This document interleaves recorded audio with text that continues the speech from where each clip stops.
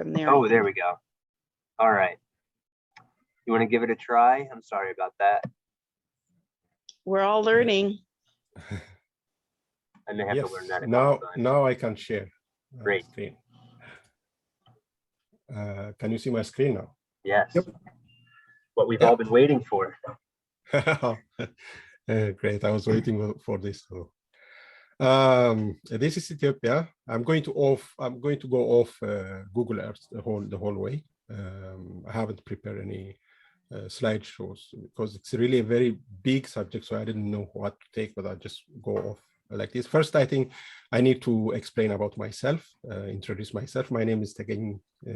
My father's name is Tafara. We don't have a family name in Ethiopia. I have my own name, and I put my father's name behind my name, and I can put my grandfather's name, and you can continue like that. I am born in this area. It's called Dauro. This is the village that I am born. It's called Dali. My father died when I was 4 or 5 years old. So my mother left and she took us to Addis Ababa, to the capital city, and I grew up there. But I had connections with my family all the way. So I know the area very well. While I come here to visit my grandparents and other families, and I knew this area very well. And when I was visiting that time, this whole area used to be a jungle. It was, you see that black, this jungle, it was like that, all this area. In 1972, there was a communist revolution and all land became nationalized. So nominally the people own the land. There's no private land ownership in Ethiopia. This is not the area that I'm proposing to work. I just want to say my own background so that you know where I'm coming from.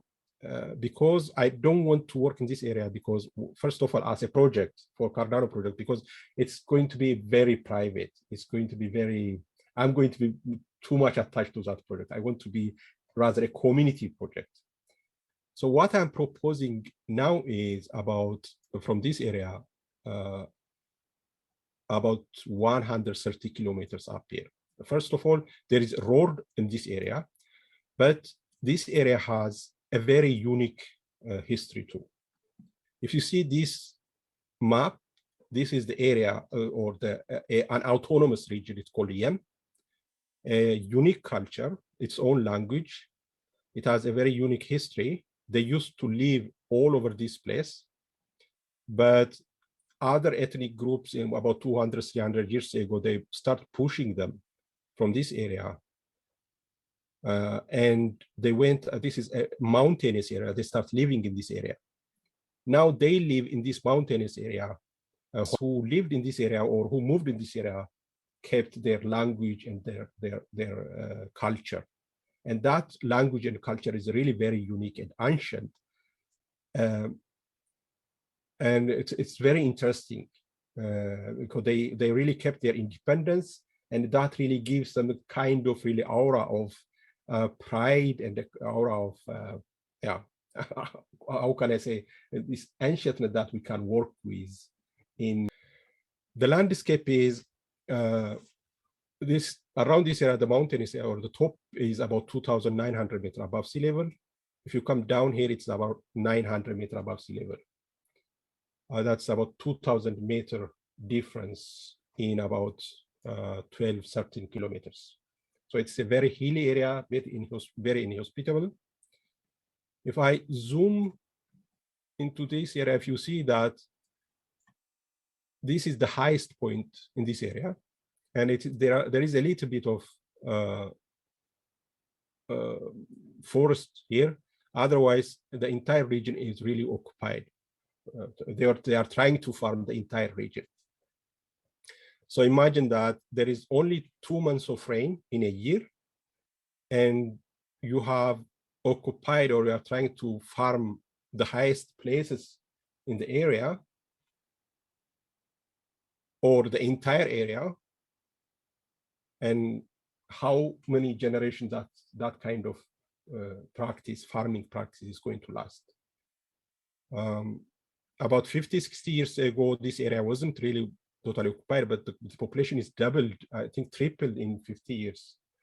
So almost the entire area is now farmed. There is no really much place to farm, except some of the area that I'm proposing that we take over and work, very inhospitable areas. So this is really unsustainable situation for this community, about 100,000 people. But the other thing is it is a small community, so the leadership is very close to the community. So it's really there isn't really much. If you come with really viable plan, there won't be that much problem. We show in this area, if you really change this area and show there is no reason why the other communities, the neighboring communities, try to learn from it, to copy from it, or to demand from their leadership that they also do something about that. That's what I believe.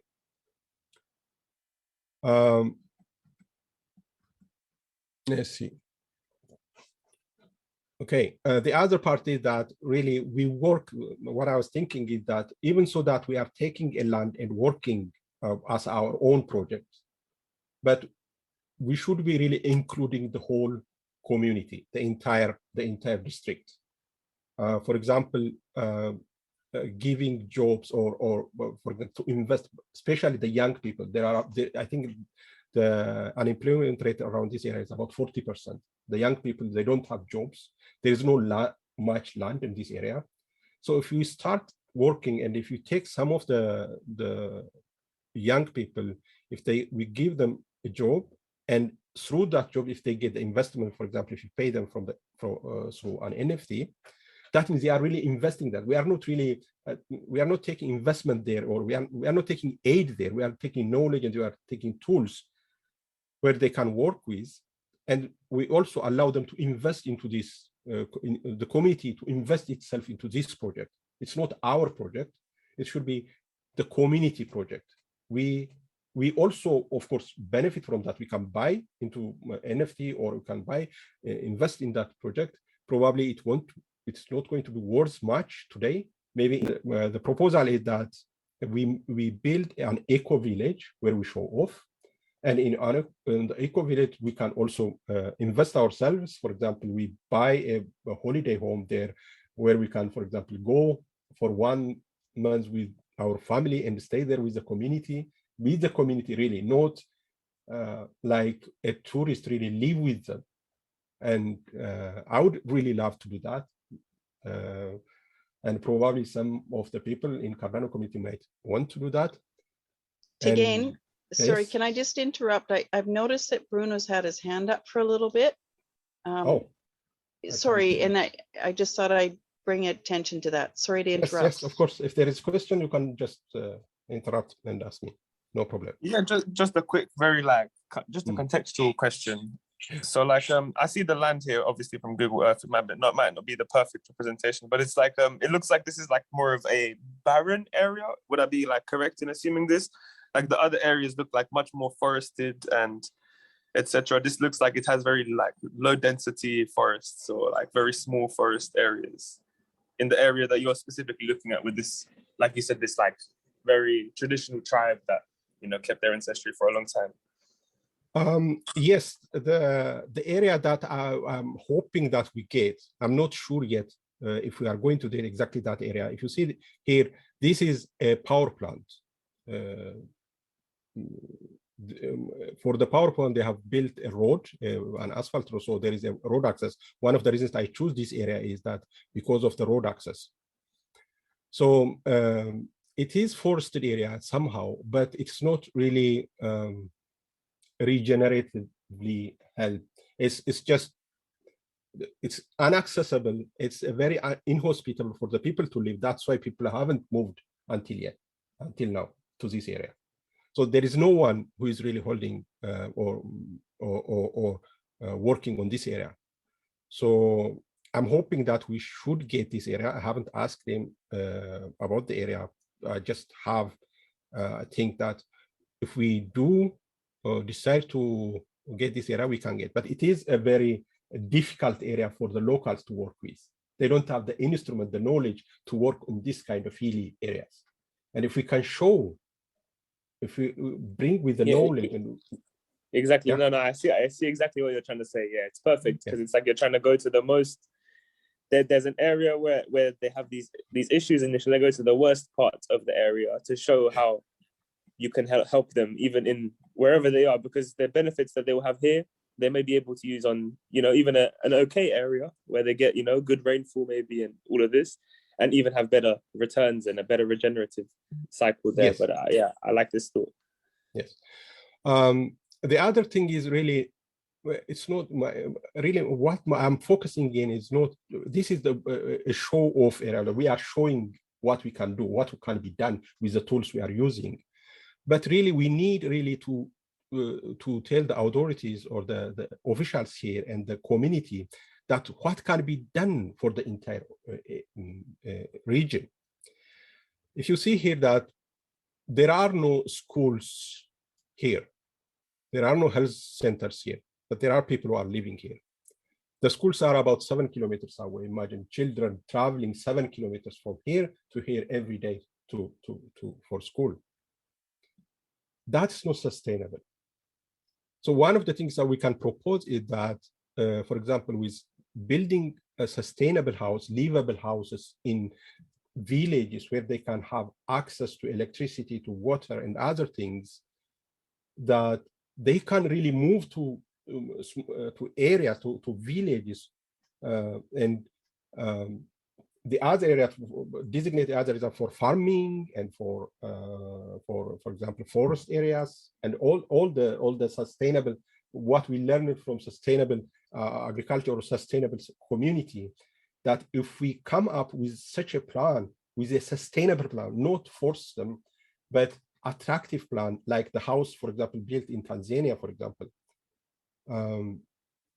This is not 6 months or a 1 year plan. This has to be really a long-term plan with convincing the community and teaching the community, especially the young people. Maybe their parents won't move, but the grown-up, the young people may want to live in more city-type areas, so that we can work on other areas. We can move people from the areas where they are degraded, and we can reinforce them, for example, compensate for them. If we need also to include this in our plan. That's one of the things that I'm thinking. And funding, there is a lot of funding going to Ethiopia, but unfortunately, most of the funding that goes from international organizations, from rich countries such as Sweden, Norway, it goes into pockets of individuals, not into the community. It is not really helping the community. For the last 60 years, it has been done. It has done some good, but it is concentrated in very small areas. These people have been trying to work the land in a better way. For example, if you see this, you will see swales. If you see this, they are building swales here, and terraces, but you don't see anywhere where they store the water. There is no water storage, for example. There are no, the water flows after after the rain, it flows down, but there is no water storage up there. For example, we can work on that, on the highest places to store the water, to keep the water on the highest places. Again, how did they build those swales? Very inefficiently. If you see here, it's not uniform. It's really very, it's not, yeah. They had probably instructions. If you see here, for example, it's not very well done. And probably the way it's done even leads to more erosion than really protecting the area. If you see this area, for example, others have done a much better job. For example, I think some of them, they dig about 50 centimeters down and put the earth on the backside so that water can remain here. But I don't think it holds all the water because you don't see water after the rainy season. All the water is disappeared. It goes into the river. And if you see the river, it's really muddy because of that. This is the main river. So it's reddish. So they dug those swales by hand? Yeah, it's by hand. Do they use I think- animals for anything? Oxen or Oxen are used. It's traditionally they kill with oxen, but I don't think they use them for digging the swales. The swales are used dig by hand. They cooperate to probably they cooperate, or sometimes they cooperate. Sometimes the government, the officials, sometimes they force them to dig these swales to cooperate and to help each other. Some of areas, but I don't exactly know how they have done it in this area. But it seems that it's not uniform. It's not really. There's no deep knowledge there to really do the right way. There are no instructors, or it's just somebody has come and said with very little knowledge has come and said that, and they are doing that. Probably they have, some of them have got good result out of it. Others probably they didn't. But there is no really I don't think I there think is. you're right that it can, if not done well, it can do more damage because you're disrupting the soil. Yes. Are there examples of like more ancient terraces or swales anywhere in the country? No, other places are there. There is some place called Konso. They are in the northern part. That's really a very inhospitable, and they have learned long time ago how to build terraces, and there are terrace cultures, but not in this area. Can you say the name of those people or that region? Konso. K-O-N-S? Konso. S-O, Konso, okay. Yeah. And that's that's in a different region? That's in the southern part of the country. There was a permaculture school where I went there. It's called Strawberry Fields, yeah. Yes, that's where that was. And they have the terrace culture, but that didn't really pan out to the other regions. There are some other regions who are building, but it's not really very much known. There wasn't also need to do that, for example, about 50 or 60 years ago in other regions, because the population is low and the country was really there is plenty of rain, at least one season. And there was about 100 years ago, about 67% of the country was jungle. There was forest land. So there was really plenty of food from natural or from forest, and also from there wasn't. But now with the population explosion, the country cannot sustain. You see that. So you're saying the climate change, there used to be more rain. They used to be. I'm not sure about the rain. I think probably the rain has decreased, but after the forest disappeared, the land doesn't really hold the water or the moisture, so it becomes dry, and more drought on dry season. It becomes more and more drought. So the more and more drought is coming. I don't think because of the rain has anything to do, but the disappearance of the forest is the one which is. So we need really to reforest most of the land here, make the farmland more productive, and reforest most of the land back. That's the challenge. That's a huge challenge. But of course, we start from very small, from very, in a way that can be replicated. This is really a very nice area. This southern part is still, if you go down here, you were talking about inset. Most of the houses, if you see, it's surrounded by what looks like forest. That is inset, in fact. Oh, wow. Yeah. The houses most in the southern Ethiopia, almost every house have at least, that's what sustains them throughout the year. And is it planted from seed? Because it's in the banana family. No, it's not. no, it's not seed, but it's like a potato. The root is like a potato. It's a big potato.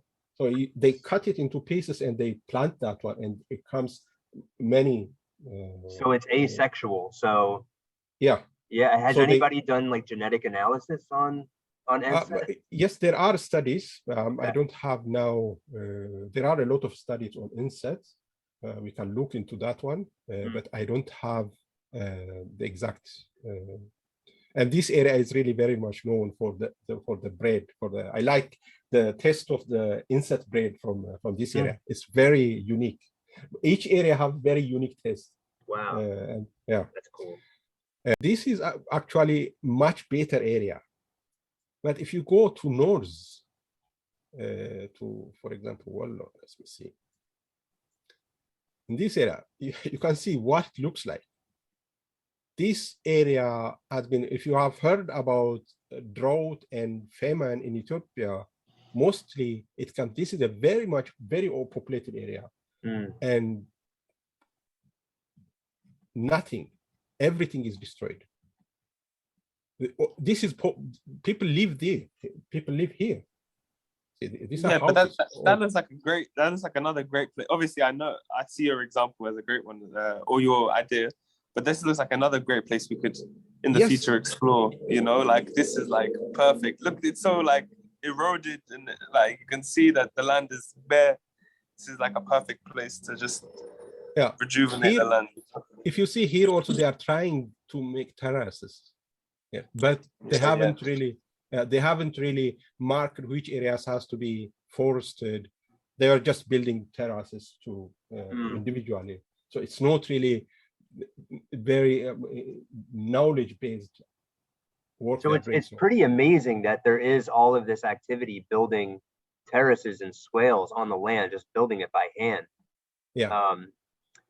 And doing keyline design is something that can probably be done. Yoram, this would be a conversation with your friend that is the satellite, detailed satellite imagery, because it's really, from what I've never done it, but from what I hear, it's like, some people can do it by eye, but it's pretty hard. But you really need to go by satellite and map out these swales so that you're going along with the contour of the land, so that you're actually getting water to slow down.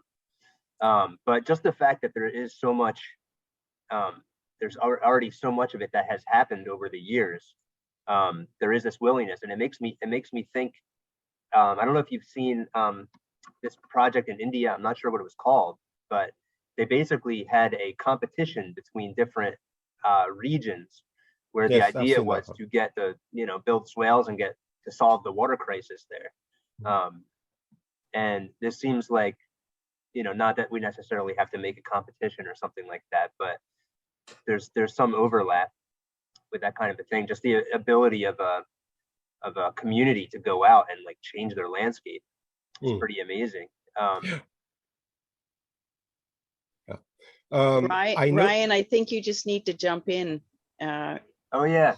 We're probably a small enough group that we should just pop in, because then it'll save us from having to look for hands. No worries. Safar, when you say get the land, what is that? Define that. What does that mean when you say get the land for this project? Yes. If we design a project that is viable, then we can go to the government officials and ask them to give us land. That's really as simple as that. Because all land in Ethiopia is owned by the government, so the government doesn't have really to ask anybody, any individual, or there is no claim. No one has claim. No individual have a claim. So if they decide, okay, if they decide that, okay, you have a very good project here, you can work here. Lots of people have done that. What I'm proposing here is much more community-oriented, regenerative. It should the be right approach. I mean, it's the right approach. You cannot solve the solution only by. It's the right approach. I mean, we call it a landscape approach. right? So you need to plant trees, you need to do some regenerative agriculture, you need to do some agroforestry, you need to make sure there is schools. I mean, it's not it's a landscape approach more than yeah. I'm 'Cause I trying mean, to show you the console where the strawberry farms is. Yeah, they have done a very good job. Yeah, they have done a very good job, but it's a kind of walled garden. It didn't really pan out to the community. That's why I'm a little bit critical of the approach they have taken. And of course, that one is a business for them. So they have to earn themselves also. So I can't really criticize in that way. But and the business is important, right? You need to finance yes. somehow. I mean, it's okay to get initial funding, but then somehow it needs to be financed ongoing. Yes, it has to be sustainable. Yeah. I think I have my a model. belief is I built a model for this. I need to refine it a little bit, but I think that if we can identify a boundary of a zone, identify the people that are within this zone, we can capitalize their involvement in that zone by the amount that the earth takes up based on the square footage of land type in that zone and how much carbon capture each different type of, whether it's forested, whether it's grassland, how much that natively takes up in carbon every year. And that's the photo I attached earlier. And that can be exchanged on a carbon market and capitalize that zone and those people in it. And then as they practice regenerative agriculture and as they move some of this barren land into more, we'll say, carbon capture land, they can increase the capitalization and their payout for that land by their stewardship. And then, you know, as we work, and it's better swells and it's better crops that are, the value of the land increases from a carbon capture standpoint. And that is distributed amongst the community and amongst the people there working and stewarding that land. I mean, that's what I look at when I see this and I see a sustainable model. It's literally a sustainable model for the earth that's involved in this project and those individuals on it being stewards of it. And it works as well for the other areas that you've spoke of with the famine and the drought, because even a desert does capture carbon. It's not a lot, you know, and it offers a clear path to regenerate and to make it capture more, you know, and then that's what I see when I look at it, Tafara. You know, identifying this land and then identifying the people there, and immediately it creates a carbon sink that can be traded on a worldwide stage through the blockchain, because there's credits and they're not using the credits because of their lifestyle. You know, I doubt any of these people on that land are doing more than half a ton of carbon emissions per year. You know, they're not flying in jets, they're not spending gas to drive around a lot. You know, all the stuff we associate with carbon emissions, that's not a part of their lifestyle. That's where you come in. That's where the experts come in and really contribute. That's what really I'm asking. That's why I needed this to be not just a community for the young people, but also the community project for the entire Cardano. Anyone who has something to contribute into this. By the way, Yoromos, you were asking about documenting. That's what we are going to. We can organize this project from the beginning, from really all the problem. I'm putting this as a complete and open idea. I'm not really doing anything. I haven't done anything. I'm just putting this an open idea that we can work it. I can tell you what's possible, what's not possible.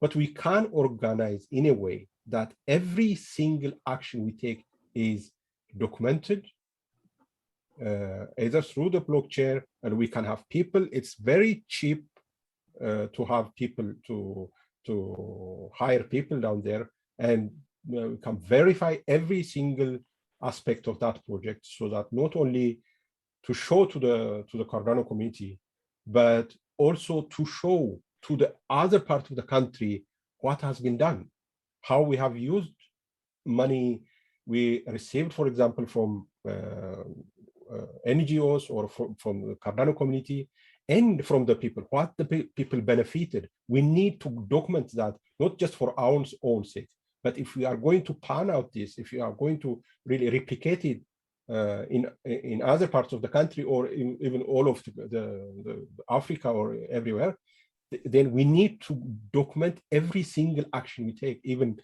the meetings that we spend, the time we spend, how much we spend, and all this thing has to be. And it's not really a free project. We need to be, those experts has to really benefit from it, even a little bit.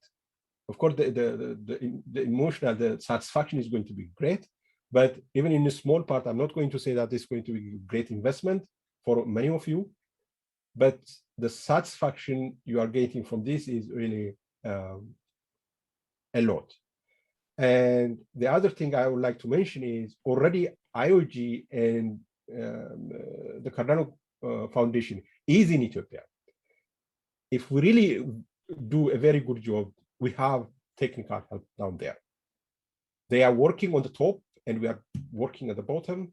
This is an open project. We have people that I know, I can connect us with the local community. I can go down there. I don't have any problem. We can go, we can travel, for example, 1 or 2 people down there, and we can have local representatives who can talk with us, who will be there all the time. We can have people from the government, from the community, as a committee. We can form a committee so that see and verify the things that we do. Ryan, Yeah, no, I Bruno. just wanted to throw out an idea that kind of from what Ryan was saying about like monetizing and kind of bringing value to the people through the land, but also linking back to the idea that Tyler was saying within like having not a competition, but how that competition incentivized, water collection. Could we not almost have, instead of carbon credits, like water credits? So it's like, if instead of capturing carbon, you're capturing water, you can kind of monetize that somehow through the blockchain. I don't know, maybe we could reward people with something. I don't know. That's just an idea. I don't know. So the competition, I think what Tyler was referring was in India, the competition is really not much of a competition. It's a friendly competition between villages for kind of. I know about that. Yeah. It's just kind of like linking the two ideas in terms of like. Yeah, absolutely. The carbon credits is one thing, but having carbon credits may not incentivize more water capture, which is something that I can see this area or maybe other areas of Ethiopia even more so are kind of really in need of. And obviously it needs to be correct water capture. Obviously I'm not saying like any old pool that someone digs up in the ground or puddle is going to be like they're going to get a token for that. I'm saying obviously things that are well done, documented in a certain way can potentially earn. That's kind of like the idea that I was thinking of, kind of related to capturing water, if that makes sense. And the depth of wells is an easy metric to measure, way easier than analyzing carbon and things like that. So I was actually going to ask that. So the region is really unpopulated, right? The region within the boundaries that you showed us to gain. Yeah. So we would be talking about people, probably mostly young people, having an opportunity in that land and moving to that land. Yes. So there aren't wells there, but in that town where they're coming from, where they are farming, how are they getting water the other 10 months out of the year? Are they using wells? Some probably, but there are these small rivers. So the women have to travel more than 2 kilometers, 3 kilometers to get, for example, 20-25 liters of water for the whole day for cooking. So they have to go very long way to get water for that. and of course they take the cattle down to the streams. There is, it's really, the problem is really a direct problem there. That is a really unimaginable problem there. I was actually thinking. Yeah, sorry. Go ahead. No, it's not. I mean, it's a regenerative society project. It's not a regenerative agriculture. I mean, Yeah. there's, how many people work there on? What people? What's the percentage of people working as farmers there? Do you know, Tefar? 85% of the population, like in Ethiopia, 85% of the population is farmers. And in this Okay, so zone, they everyone have- basically, yeah. Almost everyone, yes. So the Everyone community, lives off the land.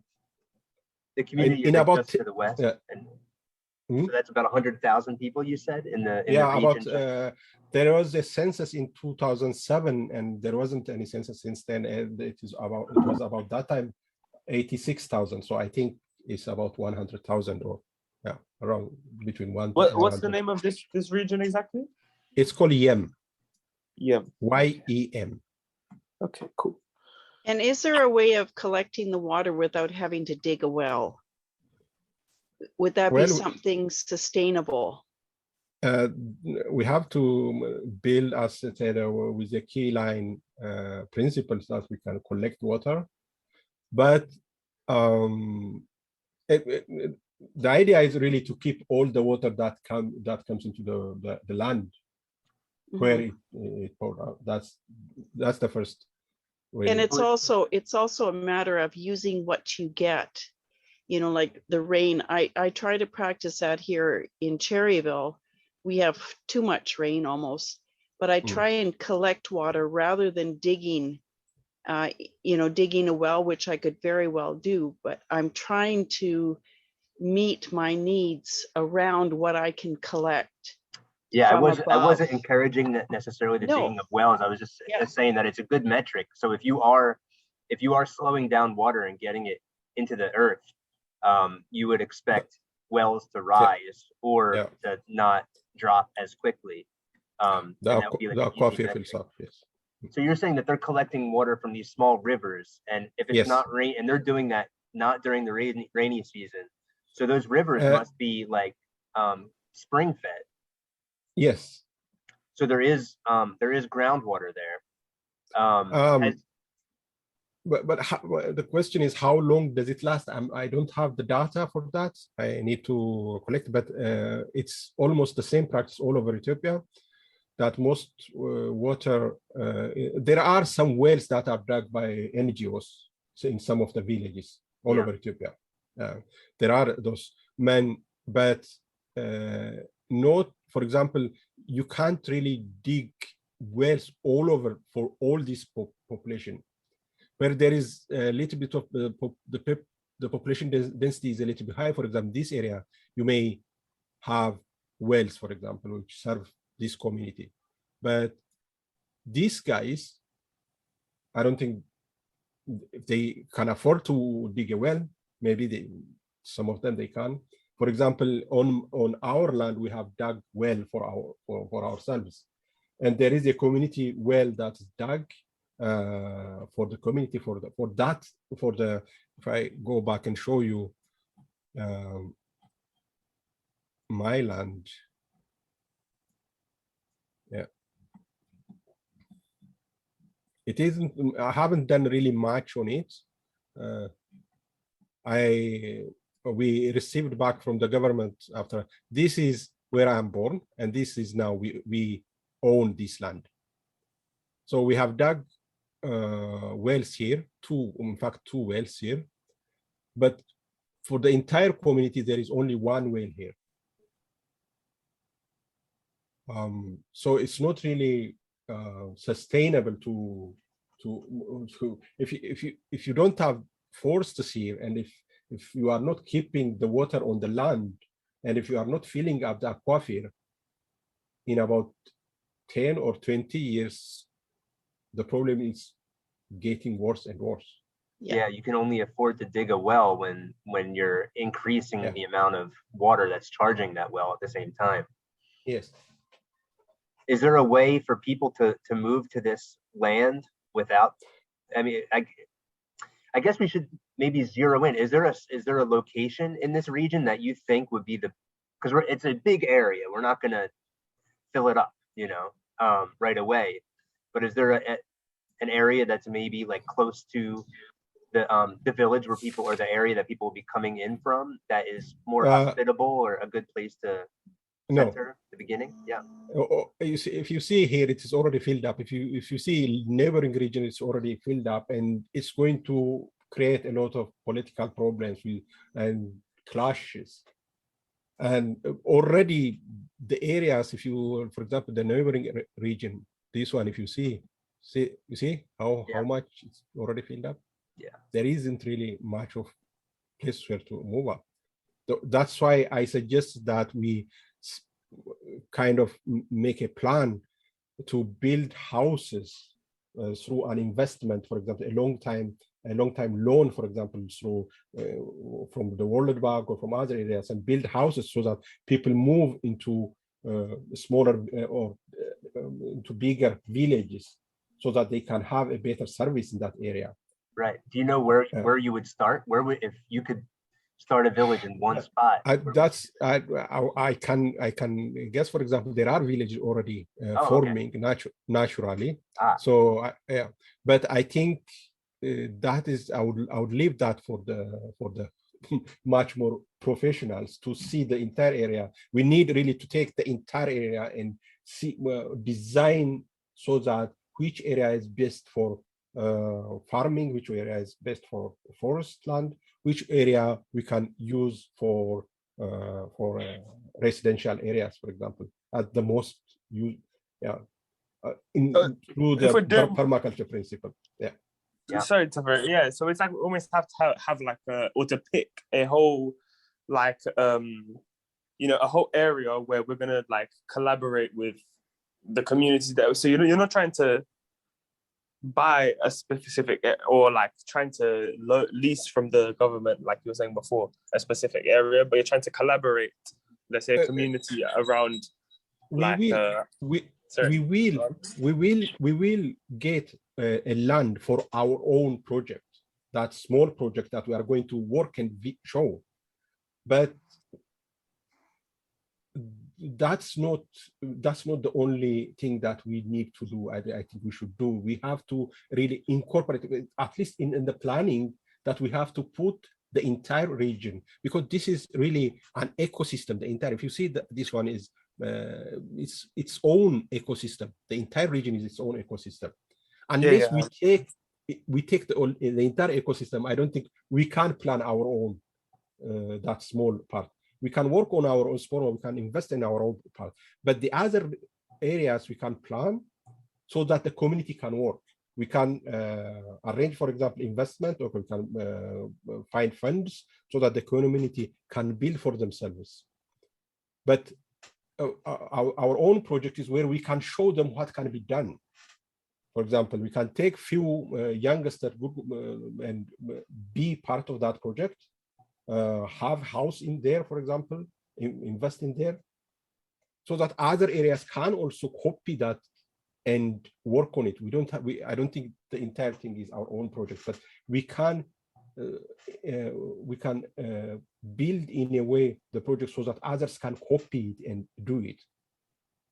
I would imagine, like, let's say how Tafera is saying, we're focusing on one area. So let's say we pick one valley, and like we have a clear idea of what are the communities there, which like villages incorporate this one valley, and then we can kind of see, okay, which area in this valley do we want to locate like a new, like this project in specific, and then communicate with the villages within this valley, or whoever the communities are that, you know, live within this area, about what they would want to see, or what issues are they facing right now, and kind of what are their main sources of income right now, what are the plant crops being used at the moment, like for cash crop in the area, and then you can kind of adapt what your solution is going to be to that. I can imagine. I don't know. That's kind of how I see it.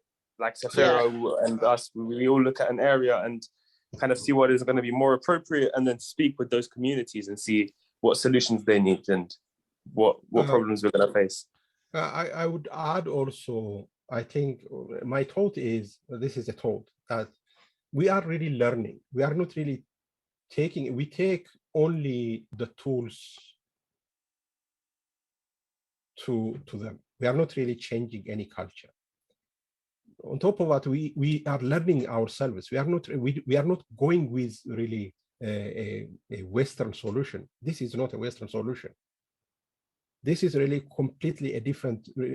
This is, for me, a permaculture and blockchain is really going back to the roots. If we see, I've talked about EDDRs, for example. EDDRs are decentralized organizations. Many times I've said that.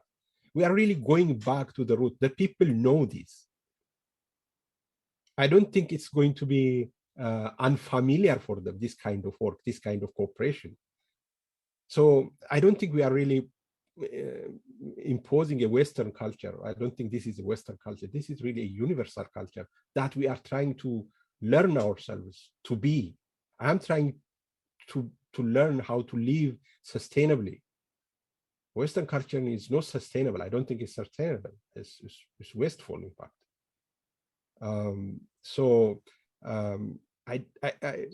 I wouldn't worry about that. I don't know. That's my thoughts. Yeah, I just look at it and it almost reminds me of, colonists that come in, and here's a map of Canada. The first people to pioneer this area. Doesn't matter who's there, what's going on, you can just take this land. So I just want to, honor who is there, what is going on, and not perpetuate a colonial mindset that we come in with our own preconceived ideas and this is what's going to work for you. But, because there's that human element of it, people that are there. And if we're talking about bringing in other people and creating our own little village in here, then it's setting off red flags for me, saying, oh, what are we doing? Is this what the people there actually want us to do? So no, we are not bringing anyone from outside. We are actually employing the youth there to have ownership of that land. The one which we are working also has to be owned by the community themselves. Our investment is just a small bit. If we get funding, we can invest a little bit. You can have a holiday home there where we can, but you are not going to, anyway, land is not owned by individuals, so you can't own land. But you can have a right of living for 2 months in an apartment, like we do, for example, in Europe, for example, people own a 2 months right to live in an apartment in Mallorca or in Greece. They do that. They buy this sharing apartment. We can't do that. I don't think that is going to be. When we go there, we are going to live like that. Most of the land, most of the property there is going to be owned by the people themselves. I don't think we are really... Tefera, do you know about Empower? Because what you're saying, it kind of reminds me so much of what I'm doing with Empower.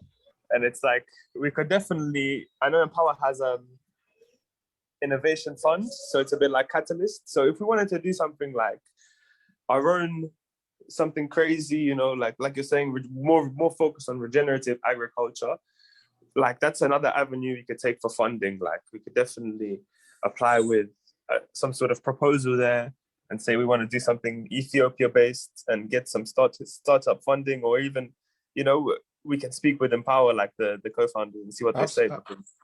Some sort of funding from them would definitely be possible. I'm saying I don't want to really impose my idea on all of you. This is really the community. I'm just blabbering. I'm just showing the possibilities. I don't know. I love it. I don't know the answer really. What's going to happen? I don't really know. I'm just showing the possibility that I know. We have so much to learn. It's really pretty daunting. Dan had the question in chat. If it's owned by the government, how can the people own the land? For instance, you said that the government came in and took the land from your family, but then your mother was able to access land. So what does that look like? I think I would put it this way. if you work on the land, I don't think the government can. The government doesn't take it if you are working on the land. But if you are, for example, take from the government land, and if you are not working anything on it, and if you're just keeping the government can come and take it. Because all these farmers, for example, they have the right to live. They are not going to push them out of their land. The government doesn't take if you are working on the land. They don't just come in. There is a due process.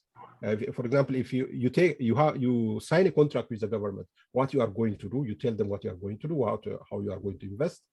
If you don't keep that promise, the government had to give you a warning that you haven't really kept your promise or you have kept according to contract. Then they can repossess the land. They have done that before. But lands that are repossessed, always that if the people that took the land, if they didn't do anything, then the government repossesses it. And there is a due process. They have to go to the court to cancel that contract. We sign a contract, legal. There is you have a legal right to use that land. You have already signed the contract, but you don't have the right to claim this is my land and just have it. That's why I'd say the system is really very good. The law is not implemented very well, but when it is implemented, it really allows you to work. You have nothing to worry about as long as you are working. You are within the obligation of the contract. If you are working, the government can't come in. If they come and if for some reason, for example, for some national reason, if they have to take the land, then they have to pay compensation for the investment you made in the land. That's on the law. So they can't just come and take the land. They don't do that. And so if somebody is doing good work on the land, they could basically have that land for their families in perpetuity. Yes. Barring some kind of governmental change. Yes. Do you see a role for having, having some sort of like land registry through Cardano, whether it's at first recognized by the government or not? It's just saying, okay, look, we have this government understanding. We went through the courts. We have the deed, and by we, I mean like the people of this village, and we're supporting them. That's actually the solution. For there was, when land is owned by the government, there was a kind of apprehension from investors. So what actually happened now is that there is a land register. You can get a certificate that you actually have the right to use that land. That gives you almost ownership of that land. The law, what it doesn't allow you is that to hog land and to prevent others from using it. If you are not using it, the government repossesses that land. But if you are using it within your right, you have a certificate, you have legal documents, the government cannot take it. You have a register, it is registered on the government database. Actually, they are actually, we can propose, for example, to use the Cardano for land registry. For example, we can use in this area. The government cannot, the central government cannot do anything. The region can decide how they are going to register the land. We can propose that to the area government, so that if you do this one, it will be easier. We can do that. That's why the smaller regions are really very amenable to that kind of suggestion. So if we play this forward and we say, we get this off the ground, people are there, they're bringing livestock in, they're making changes to the land to increase access to water and all of these things, and the carrying capacity of the land increases. If the land can carry more cattle or goats or whatever it is, and more people, it would be open for other people to then move into the land also, because there is greater holding capacity, carrying capacity. From other regions? Or from the same region? Yeah, but I don't, open question. Particularly this Yem is heavily populated. It's really, there is no really place. The only thing we can do, I think what I'm thinking is the only thing I think we should move people from areas where there is farming and reforest it. That's what actually I'm thinking. I don't think there is, the land has no capacity, let alone to carry the people already. Most 40% of the youngsters that they're unemployed, they are dependent on their families. So if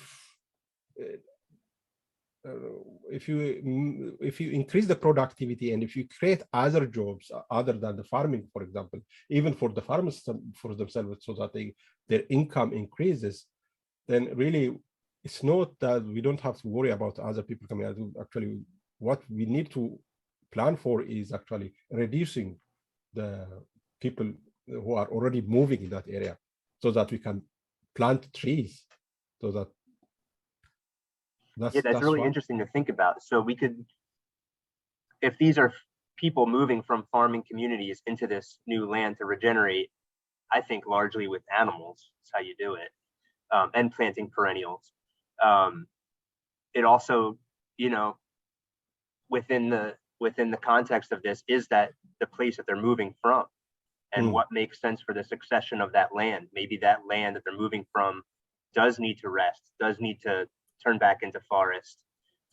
You know, with I don't think the families will move. What I would think is that I think the youngsters who don't have enough land to farm with their families, maybe those are the ones who are going to be our partners, not the people who are living there. Got you. Yeah, really interesting.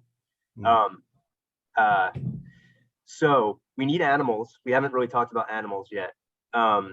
It's mostly cows in this part of Ethiopia. Cows, mules, horses. This is highland, so sheep and goats. Everything. Oh wow, okay, all of the above. Yeah, so that would mean one of the things to do is look at the land and figure out what balance of different ungulates we want there. Because I mean, you know, horses and mules are great.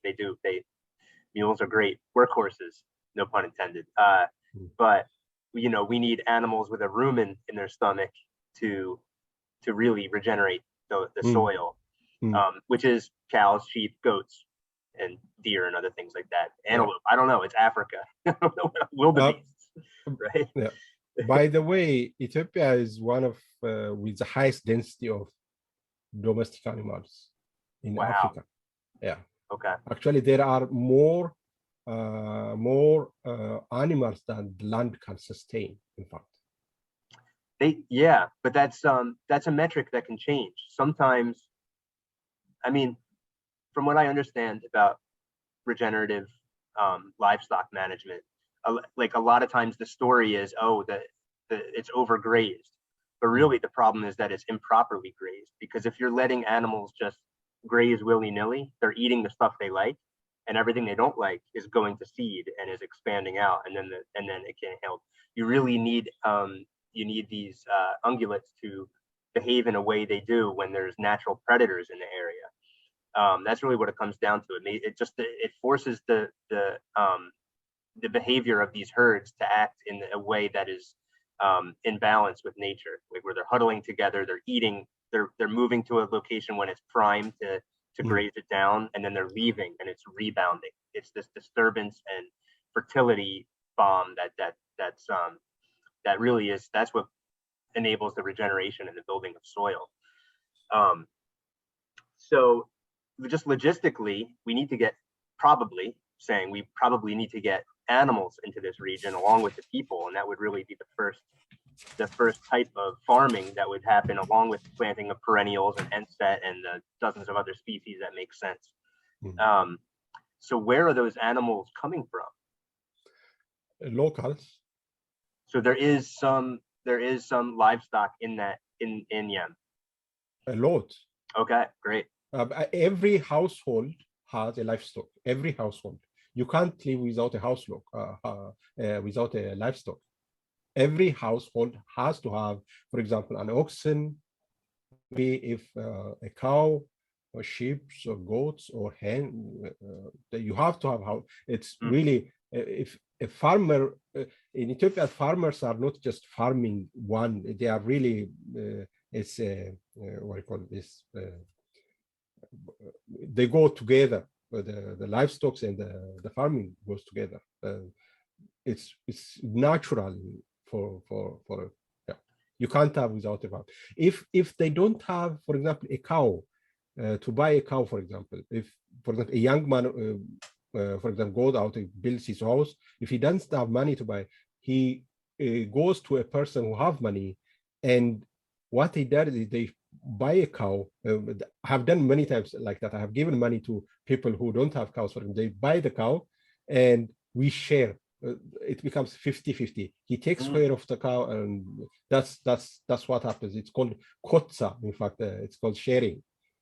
So yeah, they can't live without the livestock. The livestock has to Could be we? Sorry, could we not kind of using that idea of the kotza? I don't know how you say. We could maybe. So, like, I'm imagining in that sense, you're taking maybe some profit or something, or you're not really doing much with the cow, or maybe you'll be able to use it when you want, or something like this.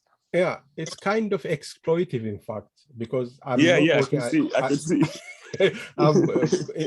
But he also gets, well, of course, that one. But that was the. But yeah, we can kind of build around that kind of something. I don't know. Obviously, I'm just spitballing here, like you were saying before. Like it's just an idea, but something around that where, you know, you're giving this opportunity to have something that someone maybe doesn't even have access to. It's almost like a loan.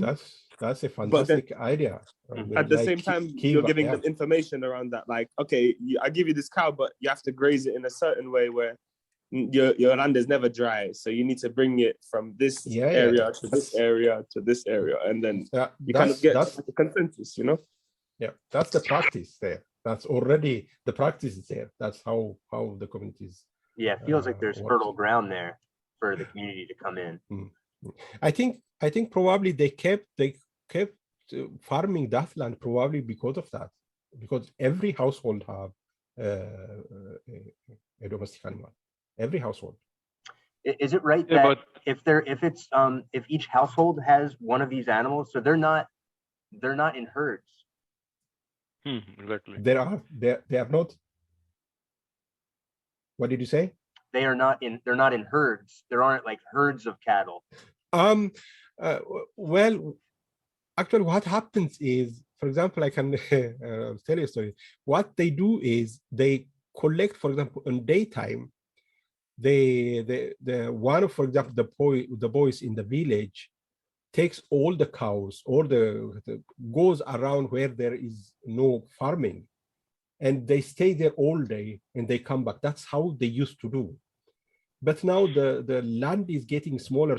This free land is getting smaller. Now they are keeping them inside the house, inside their own compound.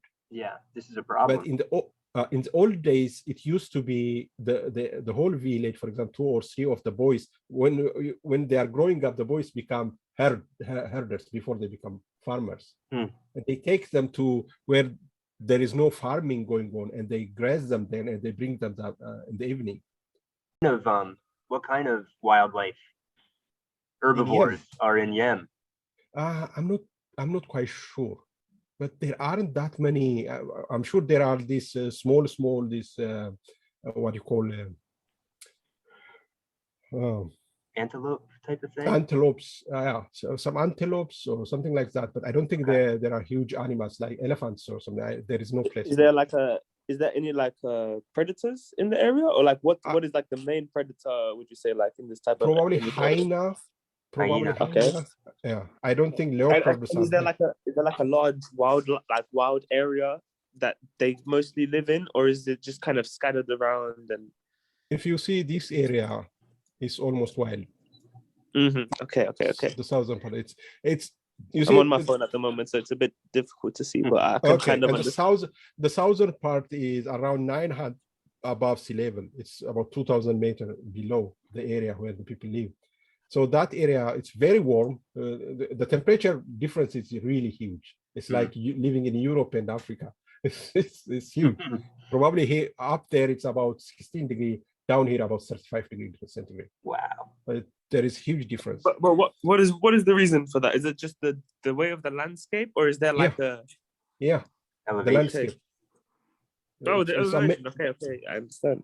the Yeah, it's almost like elevation- it's like a rugged plateau almost, right? yeah, Yeah, yes, Yeah, yes, no, it is. yeah. Yes, it is. Okay. Most And the most most of the it- population is in this valley that I don't know if I'm seeing it correctly. Let me flip my screen, but there's like a valley on the right. Is that where the most of the population is? not the valley on the.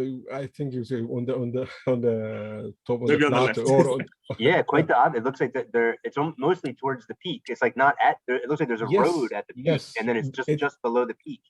yeah, Which is for permaculture. I mean, that's perfect. That's where you want Yeah, to catch exactly. water. So if they're Um, catching water in the village, that improves the hydrology even in the valley below. I'm not sure if they are. If you see this one, this is the highest peak in the area. That's 2,900 meters. I have looked at Google Map. So there is a little bit of. It's not really a lot. How big is this? Let's clear this up. I can see the plastic right now. I can see the plastic right now. Yeah, it's about 104 hectares. That's very small compared to the landmass. And that's the forest that you're showing. Yeah, it is a forested area. If you see this one, but Yeah. still they are farming in between the forest. If you see this one, there are openings here. Yeah. So they kept. And is that They kept- road that cuts through? Is it quite has a lot of movement, or is it just like a very quiet back road that No, just? not football gloves today. Did you work Panini and make some football glove one? I already have slime. I'm gonna mute Ryan. Apologies. So- It's okay.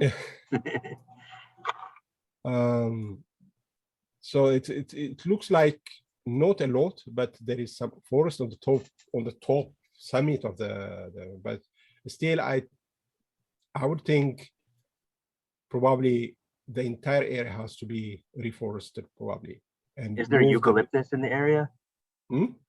You were speaking? Yeah, I think, yeah, were you speaking yeah. about eucalyptus? Yeah. Yeah, there is a lot of eucalyptus, but Okay.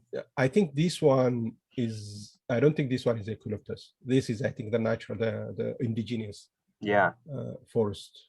I mean, This that's looks like definitely something to incentivize is if there is eucalyptus that is moving into these native forests It destroys know, the whole, to Yeah. take those out yeah. before they can spread. Absolutely, that's a big problem here in Portugal as well. And if we can kind of disincentivize some, and I don't know if it's a problem there in Ethiopia, but here in Portugal, Yes, it is. many farmers they plant it on purpose to like I think it's usually for books and for paper and stuff. They after a few years they will leave the land. Obviously, I don't know if it's such a problem there because you guys have that strict land policies, but here people will buy land, they will plant eucalyptus and wait many years for just to have that harvest, but it's a detriment and even a fire hazard a lot of the time.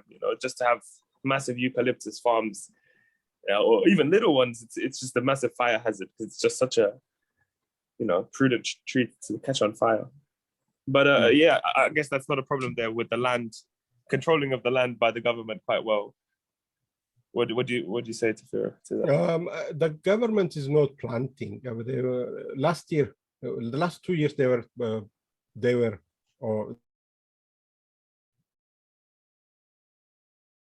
but now they are. In fact, the government is moving toward this indigenous trees instead of eucalyptus.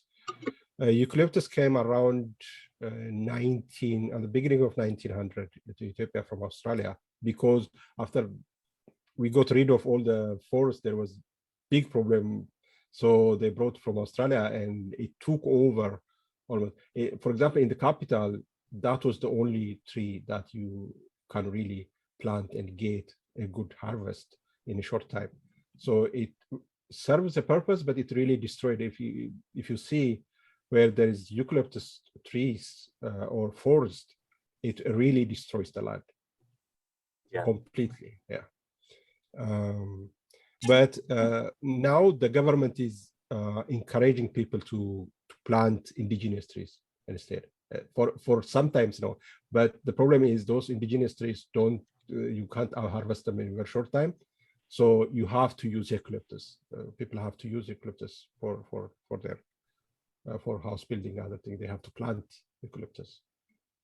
But there is a movement to move away from eucalyptus. There is the policy, in fact. So it's incentive, or you get credit for that. But So again, far, the more you speak, the more questions I have. Yep. We are Sure. we're going on 2 hours. I can go a little bit longer. But I want to make sure that we leave today with some takeaways to move forward. I think like asking more questions and learning more is the most important thing right now. You know, I was looking through the permaculture principles, and it was number 1 and number 7 that jumped out to me. Number 1, observe and interact. Right? It's not a huge rush. We can be thinking about these things and interacting in small ways at first, in ways that we can learn. But we have so much to learn.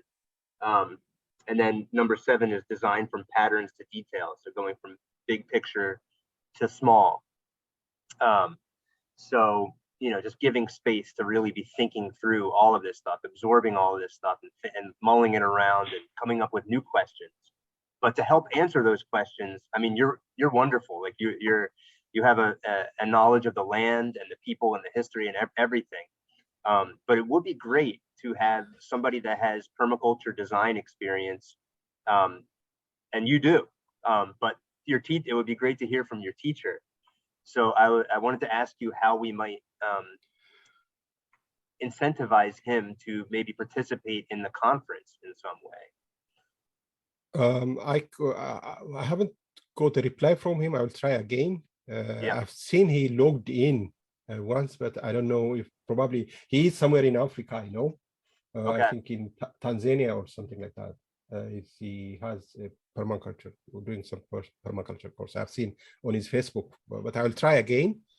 I really like his style of. He's a really very good person. Is really. I don't know. Chafa has done really a great job in the entire permaculture movement in Africa. He went from country to country, from place to place. He was almost a nomad teacher, and he's really very, how can I say, very, very nice guy to work with. I'll try to get in touch with him. I'm sure he would like. I don't know how much time he would have for us. That part I cannot say. But he would be very interested if he had the time. I will try to get in touch with him. Yeah. Tafara, I have a question too. In looking around the region on Google Earth, it looked like there was maybe mining activity or something. Is there any environmental stuff above this watershed that may leach into this watershed that we would have to look at, like mercury or anything used in mining? In Yem, I don't think so. I can ask. Because I have never heard of anything, a mining activity in Yem. In Dauro, where I am from, there was a mining activity for coal. But in Yem, I haven't heard, but I can ask. I can't give you a correct answer, but I have never heard of any mining activity there. There is very little mining activity in Ethiopia at the moment, especially. Or just anything else man-made that may be into the watershed, because it looks like that watershed carries all the way from the reservoir above that feeds the hydroelectric plant. Yes, if you see the reservoir, it is coming to there are 2 power stations. What is it? Yes. The reservoir, from the reservoir, actually from the reservoir, the water goes northwards, not to south, and it comes back again. Okay. Yeah, if you follow but this one, what happens is from the reservoir, after there is a power station near a reservoir, After that, there is about 29 kilometers of tunnel under this mountain, and it comes down in the middle of this region. There is another power station down there. That is a tunnel from the reservoir. Going under this mountainous region. Yes, if you see, there is. Wow. That's pretty see- crazy.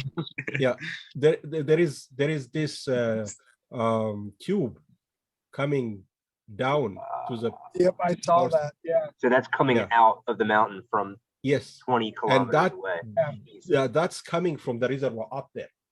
Mm, It's about, I think, 29 kilometers tunnel. that's so crazy. Yeah, under the. Oy. But I think about 475 megawatts it produced that. And that's an power station. artificial reservoir. Yeah, this So one that is used- artificial. That used to, that's like a flooded wetland, basically. Yes. Yeah. Mm. And I also saw it looked like the power lines, the high transmission lines went across the region that you're talking about as well. So, for getting additional power there, it'd just be a substation to pull off those high power lines, if that was a possibility. What do the utilities look like? Are they nationalized? How does Yes. that? The Okay. government owns all the electric utility and the dams and everything. So I was actually, one of the things that I was thinking was probably to provide water to the people. We can have a pump down here so that we can pump water all the way up to the top. I don't know if you remember, Tyler. One thing I shared, it was just The a pump. random video. That Yeah, was the coolest, man. That was so cool. I thought of that immediately. Yeah, there's some crazy pump where it's just like I don't really remember exactly how it works, but it's like a zero energy mechanical pump that just from from movement in the water, it can pump water Yeah. like 40 meters Yeah, I up. think it was able to like basically charge itself, and it's not, there's no power. Yeah. It was just able to charge just from a trickle of water coming in, and then once it was filled, it like flipped some kind of lever, and it like turned into a like gravity, then pushes that water uphill. Like it's really amazing.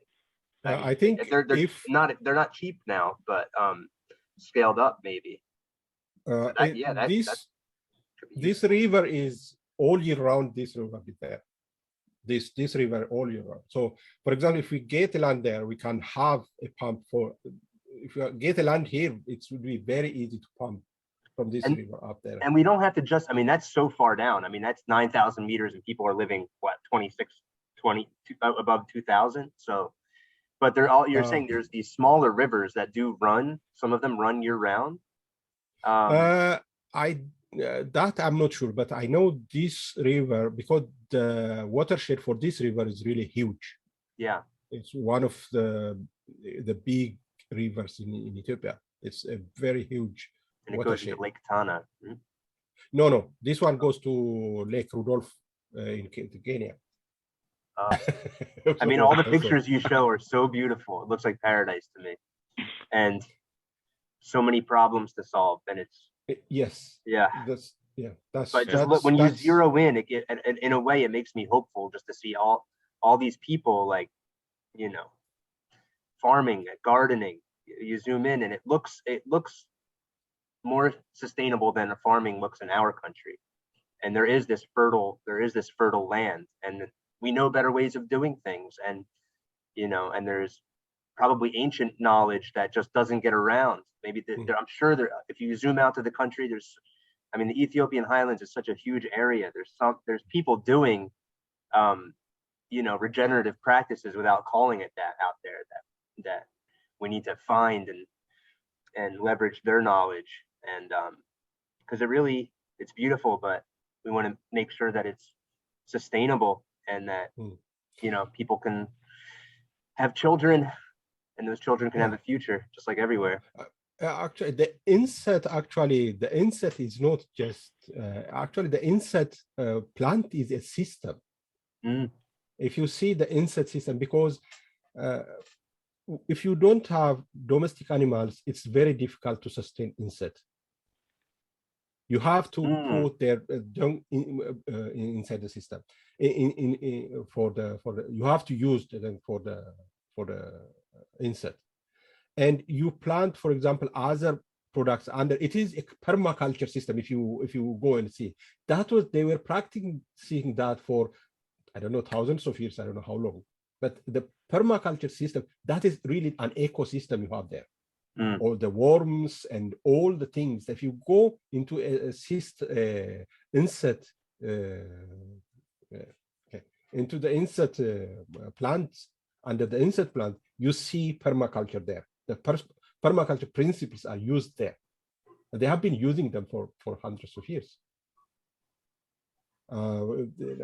People studied only insect, but insect is just one plant among the canopy of the 7 canopy system. It is really that the one which is really holding the entire ecosystem under it. Mm-hmm. It's an amazing plant. That's why So I like it. It gets pretty big, huh? Yes, very Huh. big. But it's an herb. I'm not a botanist, but I know bananas are considered an herb, whatever that means. Giant herb. Yeah, bananas. Insects have a very big bark, huge. It grows up to I think 75 centimeter. Oh wow. Okay. Yeah. The circumference of the bark. That is what is the food comes from that bark. So can you harvest it without killing the plant? No, you have to take it out, because what they do is you use the root also as it's a potato, kind of a potato, lot of starch. Starch you get from it. It's huge. But itself is about 75 centimeters big. Yeah. So one insect tree can sustain a family for up to 3 months. Wow. Imagine. So you just need, and then how long would it take for it to grow to the size to harvest it? About, I think, 3 years, 4 years. So then every family needs 12 trees. They actually have more than that. Yeah. I mean, that's amazing. That shows you how good the soil is. Wow. Yeah. So what you do is, the problem with the insect is the preparation is a little time and labor consuming. Do you know of ways to, without huge factories, to speed it up? It's separating the fibers from the starch and protein, I believe, right? Yeah, it's a lot of, I think, I'm sure it can be mechanized to strip the food from the fiber. And maybe I use some yeast or something like that to make it, because you have to bury, after that you have to bury for about 2 or 3 months, I think. It has to ferment. Yeah, it has to ferment, yes. In order to make it easier to separate? When you strip down, it's really not eatable. After fermentation, you can make it bread. But when you after you strip it down and after you bury it up 2 or 3 months, then you take it out. Probably half of it is the fiber. Half of the fiber is still inside there. So so it does take some out. Huh? Yeah. Then they cut down into pieces that fiber, and they make it's a lot of fiber inside there because of that. You don't take out all the fiber. You can take out all the fiber, but then you get really very small amount of food out of it. And I don't know if it is nutritious also if you take out all the fiber. I feel like there's a research project here. Yeah. In figuring out whether it's a yeast or maybe some fungus or something that can somehow make it easier to break down that fiber or make it easier to separate in some way. I haven't really. I know the practice. Yeah, I grew up with it, so I know the practice, but I haven't really read any scientific papers. I read probably the abstract or something like that, but I haven't studied deeply. Yeah, but it's the whole ecosystem. It's not just insect. You have to have cabbage under the insect, and you have to have chilies and you have to have many types of spices under it. Yeah. You have to have hens. You have to have hens under the insect. Yeah. And it's not insect is not only sustaining the family, but it's also sustaining the animals also. So it's really the whole ecosystem. It's an amazing. I haven't seen any study that actually sees that kind of in the totality of that ecosystem. They are just right about insect or about the nutrition value of the insect, not the whole ecosystem. Where I heard about it was Eric Tonesmeyer's book, the Carbon Farming Solution, and I just looked in the index for Ethiopia, and it had a few paragraphs. Enset, and the other plant was vetiver, which is not native to Ethiopia, but that's like this. It's a perennial grass that I guess grows very quickly that you would put at the down slope of a terrace to help hold the terrace together and stop erosion. But yeah, the NSAT just looked so beautiful. I even I drew some. If you look at the blog post I did about Ethiopian highlands a few months back, I can't imagine where we're at now. I even tried to draw one on a mushroom. I think it turned out all right with seashells. Anyway, going off the deep end here. So inset is a beautiful plant, really, and it's an ecosystem. It's not just one plant. It's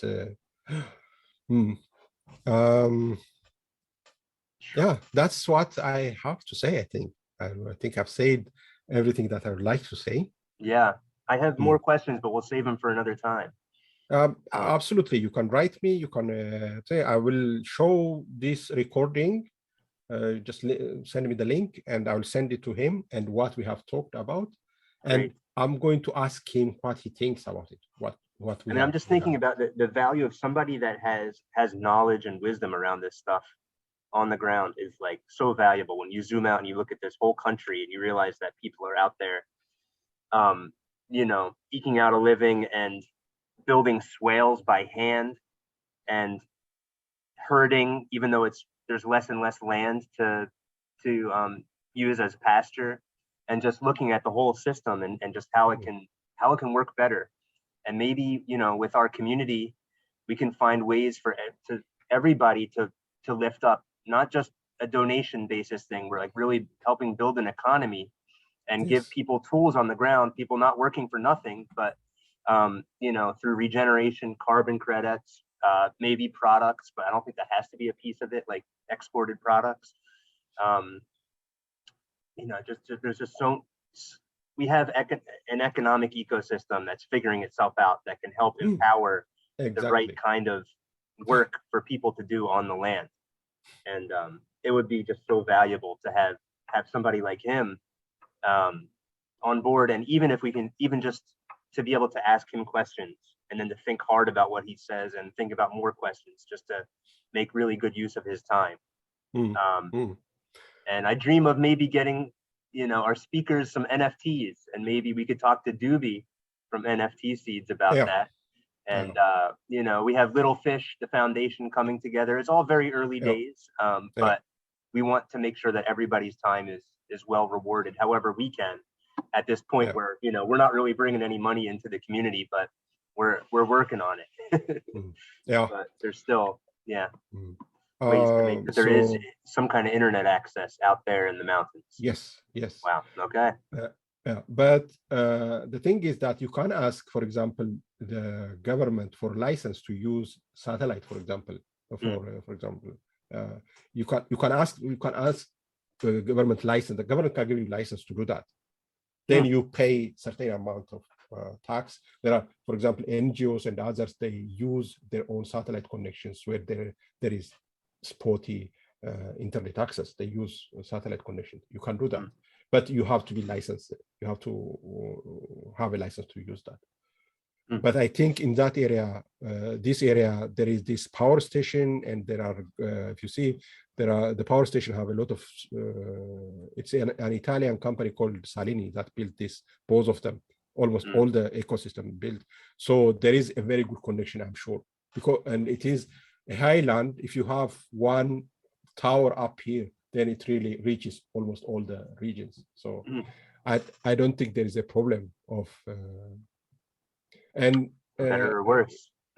if you remember, the government is now issuing to the students Atala prison. So the ecosystem already is, I think probably next year or in about 2 years, there will be about 20 million Atala prison. Does that mean that the students in Yem, some of them have digital identity yes, on Cardano? All high school students in the country. In the whole country. Wow. Yeah. But you said, and so there are schools there, but they're far. They have to travel far to get there. There is high school, probably one high school up here. Okay. And I don't think all the youngsters can go there. Some of them, they don't go there. But the schools, it's hard to travel. Are the students living there at the school? Wow.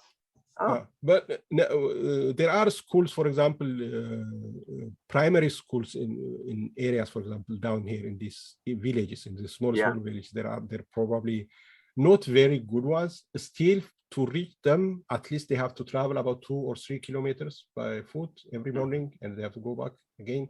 There are no cars, there is nothing. So there is a travel time for the students. And the worst thing is, what really breaks my heart is there are no kindergartens. One of the things that I'm going to propose is kind of how to finance kindergartens through, I don't know. I was thinking well, it shouldn't be an aid, for example, sustaining aid. It shouldn't be like that, but I don't know how to do it. But Tafar, we do it the same mechanism that we collect the taxes from the transactions. It's just an additional point on the transactions that funds the social projects in the area. Yeah, but I'm not sure how sustainable that's going to be. I don't want, for example, now me and my sisters and from the land and from my own pocket, we pay for a small kindergarten as a test bed. We have about 40 children there. Wow. Until now, we are thinking about probably charging those who can pay, probably charging a small amount, families that can pay, and families who cannot pay, they can go for free. And we are thinking of working with the community, that thing. But if we are going to propose something like that in Cardano, it has to be sustainable. It has to be something that the community can take over after we started as an initial project. And how much of the economy has a monetary function? Is it mainly barter, or is money used, or is it mainly just trade?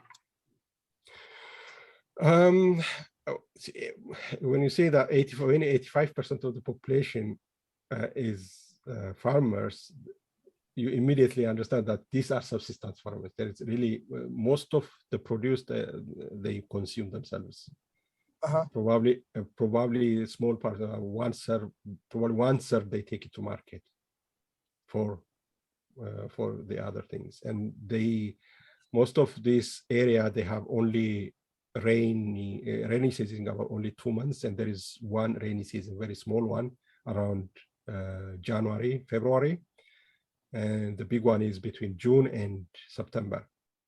So most of their produce is done there then. So they sell. Of course, the country is mostly agricultural, and we have what is called the commodity exchange for products, for farm products, but mainly for commercial products, for example, for coffee and sesame, these large-scale farms. But small-scale farmers also can bring, there are warehouses in some of the area, they can bring there and deliver their product there, and it's sold on the commodity exchange, there are. But I think almost 80% of the country can speak Amharic or as a second language. About I think 1/3 as a first language, and the rest as a second language. Mm. So Amharic, the Oh, what? Here's an obvious one. What are people growing there? What are people growing in that region? of course, inset, of course. Inset. Yeah. And they're Uh, and they have livestock. Livestock, and on the highlands usually they plant. This is highlands, so corn. Mm. Not maize. Maize is a lowland plant. It doesn't. Corn is humans eat corn. Yeah, corn. Corn is the highland plant. They usually when the higher you go up, the corn and wheat, And they can plant wheat. Yeah, wheat. But on the lowland, they can plant maize. Is that for also animals or is that beans. also humans eat? No, maize? for themselves. Okay. For beans. In the lowlands. Kidney bean. Kidney beans. Soya beans. Cabbage. A lot of cabbage. Especially within that ecosystem, there is always, if there is insect, there is always under it, there is a cabbage. Because interesting. Actually they eat cabbage insect together. Okay. The bread and the cabbage is the sauce. Yeah. They use it as a sauce, cabbage. So I like that cabbage. yeah. So you said beans. Is that in the highlands also? Bean, I think it's there are these three type in Ethiopia. There are three. We daga, kolla, and wayna daga. We say there are three. Kolla is a warmer lowland, and there are this middle ground. They are called wayna daga, and there daga. This is the highlands where it's colder. The beans are in the middle. Okay. On the highlands in the middle. The highlands are in the highlands also. The highlands are mainly for barley. No barley. Barley is lowland. Sorry. Corn, wheat on the highlands where it's colder. And are they rotating? Because beans are they fix nitrogen. So yes, that would be like part of a rotation. Do they have a rotation? Yes, they rotate. Yes, okay. They rotate. In the highlands too? Yes. Okay, corn so and beans. Usually 1 year if they plant corn, then the next year they have to plant beans. Otherwise they now they start using a lot of chemicals and fertilizers. Yeah. Large scale insect plant. There are banana plants, there are corn plants, but insect is always, because it needs really a lot of work also. Yeah. Looking after, and also you have to have a lot of cow dog to have really good insect plant, taking care of that. You have to have this ecosystem. Yeah. So yeah. How about like NSET and all the other plants that can go with it in pasture, like not necessarily a yard where you're keeping cows, where you're bringing in hay, because it seems like that's kind of what's happening in a lot of places. Yeah. But where it's open pasture where cows are grazing, that there's also NSET there. It'd be interesting to see that, rather than kind of keeping the cows stationary and importing the food that becomes the milk and becomes the manure that fertilizes the NSET, to have it more on a landscape scale. And that's definitely one of my takeaways from this meeting also is just thinking, it's interesting, like these farmers. So on one hand, we know that some of the best regenerative farming takes place when humans are working intensively, like in a yard, in gardens. They've done research, I think, in the Philippines and stuff like this, and like the carbon per square foot is really, it's like some of the best for any kind of regenerative farming. And it's just because humans are doing work there. But it doesn't mean that that's always the best. And what benefit could we have from incentivizing cow herders to, instead of just having their one cow, to work in cooperation with others to get those cows into herds to access more open areas like we have in this region, it seems like.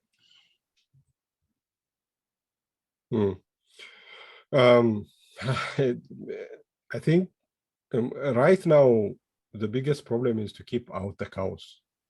Say that again? To keep the cows out of the area. But if you come up with actually, yeah, now if you come up with an idea and with a project that would actually benefit by doing that, that means it is a double benefit. That the cows have a place to graze and regenerates the land and benefits the community. Yeah. I don't think there is, if you can show that is going to be beneficial, that's what I'm saying, that we are going with the solution. We are going with the knowledge. Another question for you, Tafar. Can we get the boundaries of this project to match the landscape so that we get the whole watershed, so that it's really just a holistic one based on the land and not on something we choose? I can't really answer you that. We can ask, of course. Okay. We can ask. Okay. The thing that what I feel confident about is, as long as our project makes sense, I believe the people are very receptive. The officials, the representative that I'm talking to is very, very receptive. We are not hurting anybody. This is a community project, so I don't see any problem with that. But you think the people on the ground will be as receptive too? Because it is their project. We are doing that for them. They are going to own it, isn't it? 100%. Yeah, I don't see any problem, but I can't really answer you confidently.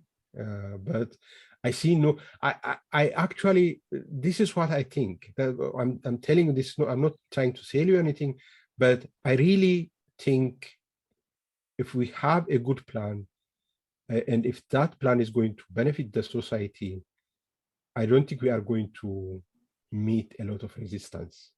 There is a very low corruption because of the community is so small and the officials are so close to the people. If it is benefiting the people, they can't say no. There are no legal obstacles that really stops us from benefiting the people. We are benefiting the people. That's really, we are not really taking anything away. We are benefiting the people. We are really solving a huge problem that's probably is going to, for creating jobs and future and careers for the young people. So I see no, but I can be mistaken. There can be an unknown problem that I don't know. I don't see. I may be naive on that regard. But that goes for anything, you know. Yeah. But I think Tyler and me are altruistic, so I think it matches well. Yeah. You know, we're all just going into this with openness and trying to make a change, and this hopefully works. Yeah. You know, what is the biggest? What do you see as the biggest problem? The biggest problem is making the people understand what we are going to do, what we are trying to do, explaining really. Because what I saw is that's why I mentioned this FreeOS. FreeOS, I have been listening that project for 3 or 4 months now. I didn't get it. And Dan he was trying to tell me that this is really a very good tool for your project to use. I wasn't convinced. So I think the biggest problem is that really onboarding, making people understand that what we do is really is going to help you. And Ethiopians by nature are very suspicious. it has nothing to do with they're very suspicious. These old cultures are always suspicious. That's how they manage to survive. So that one is going to be a problem. But on the other hand, we have people who can understand, officials who can understand. Not, it's a small community. It's not a lot of corruption. And the other thing I forgot to mention, I wanted to mention that it's a very peaceful, because of the small population, it's a very peaceful, relative to other areas, a very peaceful area. Very peaceful. There isn't really crimes, or you can't really leave anything out. They protect each other very much. So if you come there, the people understand what you are doing, then you don't have really to be. Also, one of the things that many projects suffer from is that security is the biggest problem for them.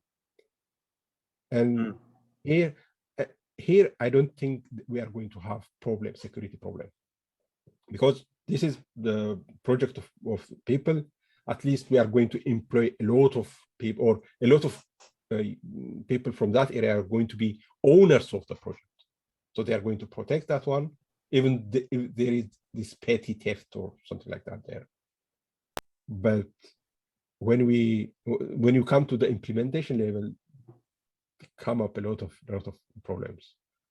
But I feel really good about the area, about the culture, and about the people, and about the problems they have, and the desire to solve those problems. I feel really confident about that. If you're hopeful and you're confident, so am I, and I'm excited to work on this. Yes. Do you have a format that we need? That we are making. That's. I think you're right. I think, like, I don't know, it might be helpful to think of like a Fund 9 or Fund 10, and just so we have something in the future to put something on the map. But it doesn't have to be a complete thing. This is a long, slow learning process for everybody involved. Nobody has all the knowledge about everything we need to execute this. It's so many different people. But if we can get something that's coherent, that really makes sense, that's like the beginning of this story, and we have a clear, we're satisfying all the things that people look for in Catalyst. Just having this is the money we need for cattle, for building swales, this kind of like very concrete type of stuff. And I think that if we just keep plugging away at it, like you said, like, the IOG has their eye on Ethiopia and looking for community projects, and with the stamp of the local leader on board, and if we're actually putting students' digital identities to work and giving them tools and access to different things, and just regenerative agriculture is it just produces so much value. It just takes time. It takes time, and it takes a whole lot of wisdom, and not rushing, and knowing and respecting what you don't know, and looking for information, just all of these things. So we just got to bring it all together. Yes. Oh, what time is it there now? It's time for me to get back to work. How do you work? If my legs still work. Okay, 1 o'clock at night now. Oh my gosh, I'm complaining. It's 7 o'clock over here. Oh, okay. Actually, that's okay with me. Yeah. Between 4 o'clock for me, so I'm in great shape. Ryan, where are you at? You're on California? Yeah, I'm in California. Cool. Okay. All right, we're all over the world. Well, gentlemen. Tafar, fantastic insight. Thank you very much. Leading us on a journey through Ethiopia and Yem. Yeah. All right. Yes. Thank you very much for letting me blabber so long. It was really very nice to get it out, everything. Of course. Well, we're lucky to have you. Thanks. All right. Good night, good afternoon, whatever it is. Until next time. I'll stop sharing. Yes. All right. And I'll share a link for this YouTube thing probably tomorrow. Yes. All right, sir. Be well. Bye, Ryan.